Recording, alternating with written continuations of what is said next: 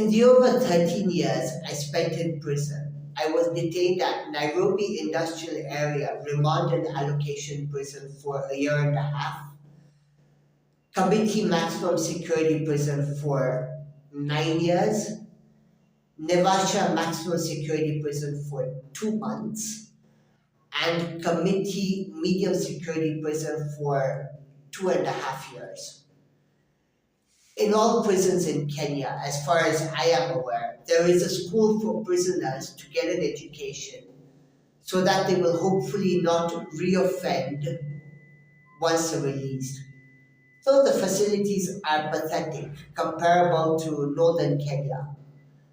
And there's also a lot of other things like headcount, which take priority over learning. And not a lot of emphasis is given by authorities on learning, even though the Kenya prison's motto is Kurekebisha na haki. There is something that I've just realized. Kurekebisha na haki, according to Google Translate in English, is fix and right, whereby rehabilitation and justice, as stated by Kenya Prison Service, is ukarabati na haki. Always say Kenya prisons are thick. As with all prison labor, yes, going to school is labor, according to the authorities. The school, like all other facilities, falls under the head of the prison, the officer in charge. Depending on the size of the prison, the number of learners, and availability of staff, the prison school is headed by officers of various ranks, who also double up as teachers, but majority of the teachers are inmates who have received some form of education prior to their arrest or gained an education during their long sentence. There's a principal who is an inmate who will act as a liaison between prisoners who are students and the authorities. Before I continue, I humbly ask you to subscribe. As you can see, a lot of people, including you, watch my videos but don't subscribe. Honestly, I am trying to make an honest living out of this, and your support would be highly appreciated. Thank you very much. So to continue now. Learning was first introduced into Kenyan prisons by Moody Awori with his futuristic reforms. Prior to that, there was no education available in Kenyan prisons, though it is known world over that providing an inmate with an education reduces the chances of the inmate re-offending after release. He also introduced recruiting officers who hold qualifications in the field of education. But as usual, the ones that were recruited were those that scored poorly in college or university. An example, I know of a superintendent of prisons who scored a third division pass in university, but got the rank he holds because when recruiting officers who hold degrees of any score, they are directly appointed as an inspector or a chief inspector. And then with time, they will get promoted. I'd like to reiterate here, no matter what your qualifications are, or no matter what you scored in university, you will be recruited as a commissioned officer, like a deputy OCS or OCS. I don't know how the schools used to be funded before I was in prison, but my assumption is that there was and still is a fair amount of funding provided by Treasury, but it gets into people's pockets. From my observations, 80 to 90% of funding is sourced from donations. Imagine how shameless the Kenyan government is that even though they have money allocated for a certain task, they go begging. I must say in this matter, I sincerely respect a nation like North Korea that, though heavily sanctioned and has an economy close to non existent, they don't beg. In Nairobi Industrial Area Remand and Allocation Prison, there is a school. But since it's a remand prison, the inmates come and go. So there isn't any structured learning. Instead, the remandees would simply join the school so they could get out of their cells and cell blocks and also ferry contraband from one part of the prison to another. I was under trial and wasn't really interested in the school there. I passed by it a few times, and it was simply four cells that had been converted into a school, an administrative cell, office, cum library, a staff room, and two classrooms from standard 1 to 8. There was no secondary education available there at the time. I don't know about now. The cells were not divided into individual classes. Instead, they had painted blackboard paint in 8 different places directly onto the wall, stuck some benches haphazardly in the cells, and called it a classroom. I'm sure teaching and learning wouldn't be easy since there would be constant interference from other classes within the classroom cell. As I said, I did not spend much time at industrial area prison, nor did I pay much attention to the school. So I can't give much more of an opinion. I spent a lot of time at the school in Committee Maximum Security Prison, and I also studied there. So I will talk about that last. Next, let's come to the school at Nevasha Main Maximum Prison. When I was there for 2 months in 2013, about 40% of the population of 3,500 inmates were attending the school. It went from baby class for 1 year, pre unit for a year, nursery for 3 years, primary school for 8 years, and secondary school for 4 years. And finally, if an inmate were to pass secondary school and were to be fortunate enough to get a sponsor, they could study a university or college course. When I was there, the first inmate in Kenyan prisons to pass and gain qualifications as a certified public accountant, Peter Kamau, was sitting for his exams and he passed. He was the officer in charge's blue eyed boy and even managed to escape from there with the help of the officer in charge. And the matter never even made it to the media. In short, an inmate with no education serving a death or life sentence or 30-year sentence of imprisonment can walk out with a university degree, the duration. No inmate in Kenya to date has managed to get a reprieve of any sort on their sentence because they showed great academic potential. And that's why Peter Kamau was assisted in his escape by the officer in charge, the late Patrick Kirinya, which in my opinion was the only humane thing that the officer in charge did. Peter Kamau, the inmate who escaped, hasn't been found till today, and rumor has it that his sponsor helped him flee the country.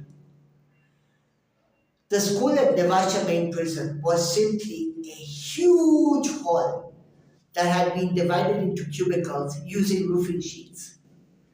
I'm sure you can imagine the noise that emanated from the echo of 20 teachers teaching 1,000 students. Even though it was a sponsored school, Nevasha prison authorities seemed to have no brains at the time. I don't know about now. Exercise books used to be cut in two and so would pencils. Pens were non existent unless you bought your own. The exercise books were for all subjects.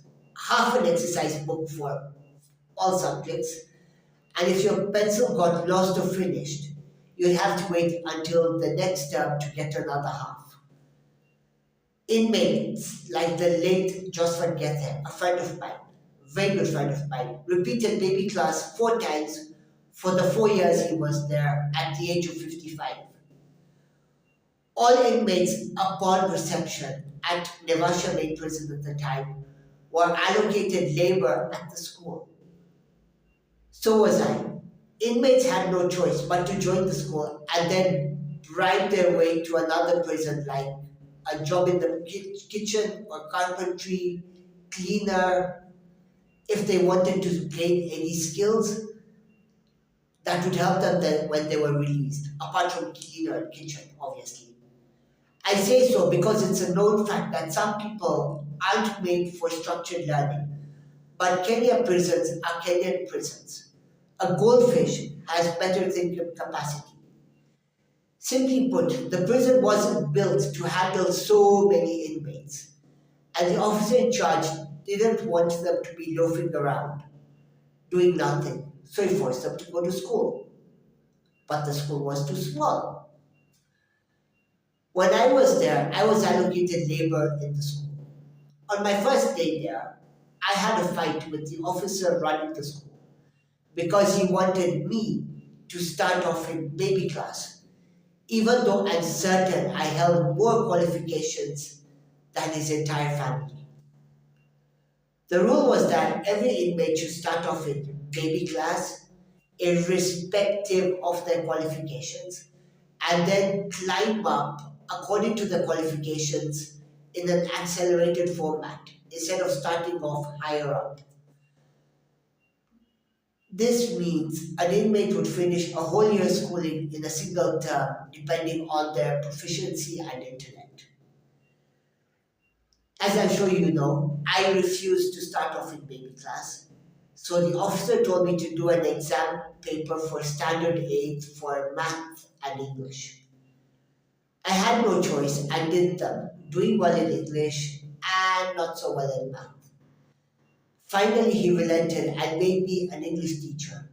But between headcount, searches, and other issues I had, I didn't manage to get to teach much in the 2 months I was there. And as it is, I'm not cut out for teaching. I don't have the patience.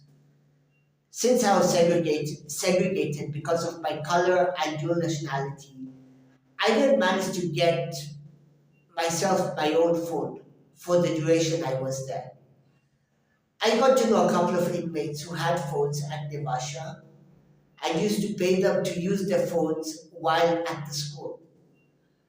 Remember, it's 12 years since I was there when I am making this video. So things may have changed, but I doubt.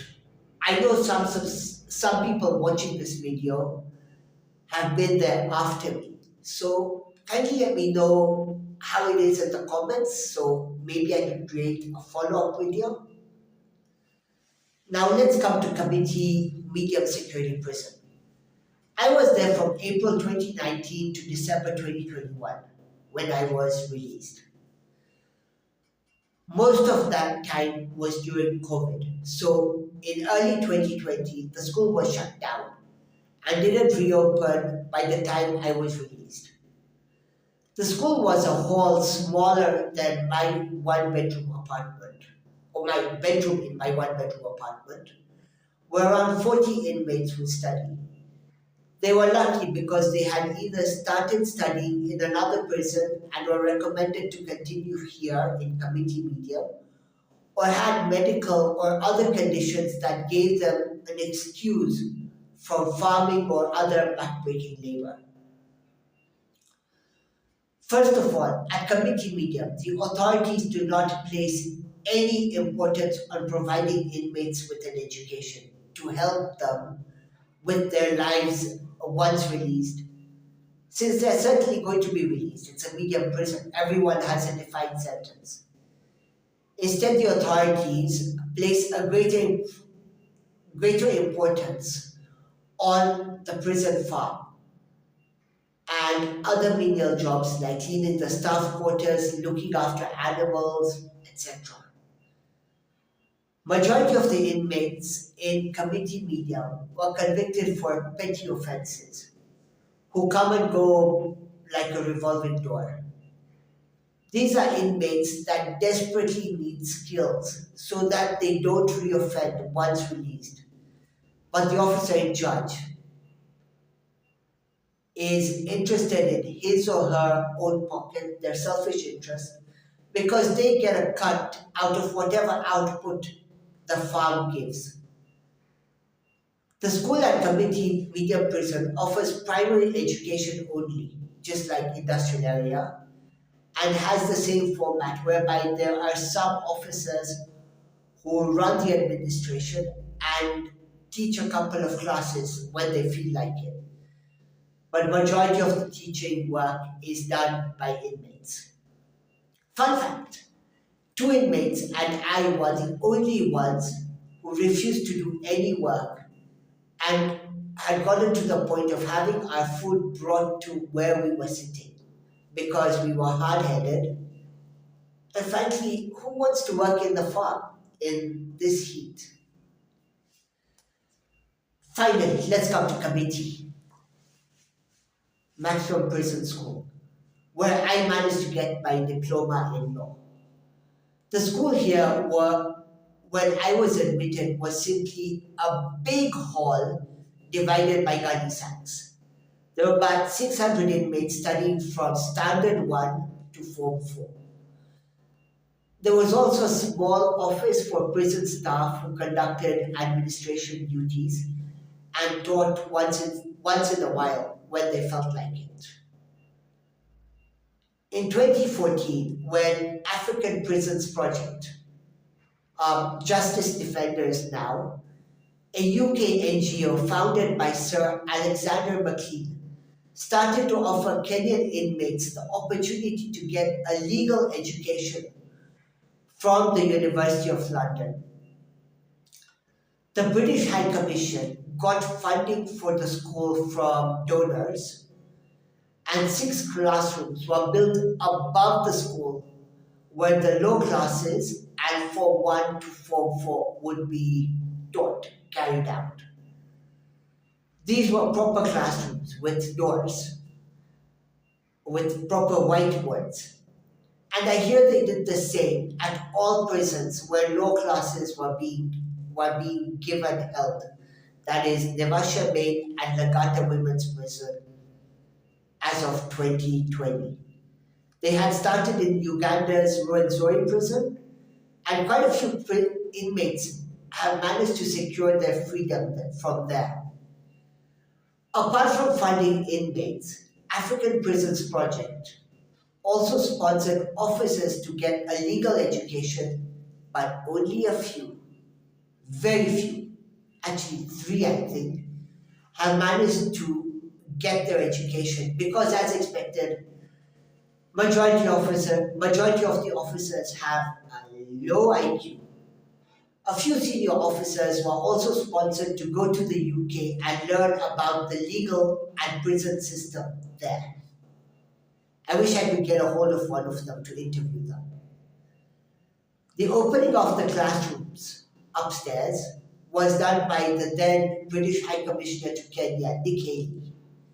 I met him for the only time then. That's us in the photo. This is another photo of the whole low class where a tutor had come from England to teach. African Prisons Project did an awesome job of giving inmates a legal education. And the only thing they asked for in return is that the inmates who'd benefited help themselves and other inmates fight their cases in court in order to secure their freedom or lessen their sentence. Unfortunately for me, I was a drug addict. So I was suspended for a year because my attendance was erratic and I was more interested in scamming to satisfy my addiction rather than gaining knowledge. By the time I realized my mistake, it was too late. If you've been watching my videos, you'll know how my outlook towards all this and life has been. Take life as it is and learn from your mistakes. This is the suspension that I was given. The rest was similar to Demasha. Finally, to end this video, school in prison is an awesome idea and helps a lot of inmates. But unfortunately, it isn't run the way a school should be run. Reasons already mentioned.